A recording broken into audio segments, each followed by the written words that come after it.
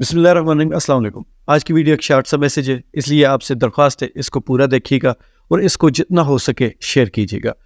یہ میسیج ان لوگوں کے لیے، ایک تو اوورآل پورا پاکستان، پوری امت مسلمہ اور غیر مسلم بھی، جو انسانیت جن کے دل میں زندہ ہے وہ فلسطین کے حق میں آواز اٹھا رہے. لیکن پاکستانیوں کا ایک الگ ہی لیول ہے. پاکستان میں جو لوگ تو واقعی مخلص ہیں، جو آواز اٹھا رہے، ان کی تو میں بات نہیں کر رہا، لیکن کافی سارے ایسے لوگ ہیں جن کو پاکستان کے اندر بھی کی بورڈ واریئرز کہا جاتا ہے.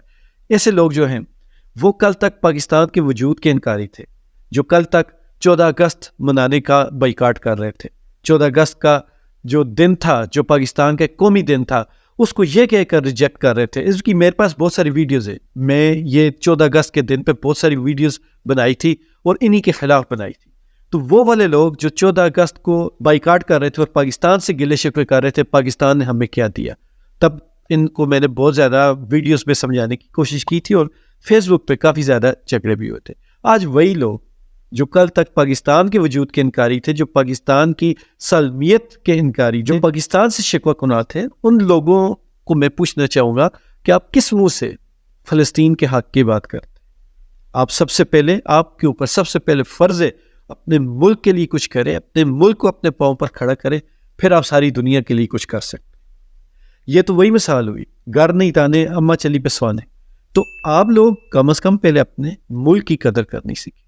اگر آپ کو پھر بھی سمجھ نہیں آتی تو یہی فلسطین کا حال دیکھیں. جب آپ کے ملک میں مضبوط معیشت نہیں ہوتی، مضبوط ادارے نہیں ہوتے، جب آپ اپنے ملک کے لیے خود عوام جو کھڑی ہوتی، جو نیشن ہوتی، وہ اپنے ملک کے ساتھ نہیں کھڑی ہوتی، تو پھر یہی سب کچھ ہوتا. فلسطین کی بھی جو تاریخ ہے وہ سب جانتے ہیں، جس طرح کی بھی ہے. میرا خود جو دل دھڑکتا ہے وہ فلسطینیوں کے لیے دھڑکتا ہے. میں نے خود فلسطین کے اوپر بہت ساری ویڈیوز بنائی، لیکن سب سے پہلے اپنا گھر ہوتا. وہ لوگ جو تو پاکستان کے ساتھ بھی مخلص ہیں، ان کو حق فلسطین کے لیے آواز اٹھائیں. لیکن جو پاکستان کے ساتھ مخلص نہیں، وہ پاکستانی فلسطین کے لیے آواز اٹھائے، ان کے منہ سے یہ اچھا نہیں لگتا. اس کو عام الفاظ میں منافقت کہتے ہیں. تو میرے بھائی، سب سے پہلے اپنے ملک کی فکر کریں، اپنے ملک کے لیے آواز اٹھائیں. اپنے ملک میں جب آپ آواز اٹھائیں گے، اپنے ملک کو جب آپ مضبوط کریں گے، اپنے ملک کو اپنے پاؤں پر کھڑا کریں گے، تب پھر آپ ساری دنیا کے لیے کر سکتے ہیں. جب گھر میں ایک بھائی کمزور ہو تو وہ جتنا مرضی مخلص ہو، دوسرے بھائیوں کی مدد نہیں کر سکتا. تو سب سے پہلے آپ نے خود کو مضبوط کرنا ہے، اور اس وقت پاکستان کو فلسطین سے بھی زیادہ آپ کی ضرورت ہے. اللہ تعالی ہم سب کا حامی ناصر.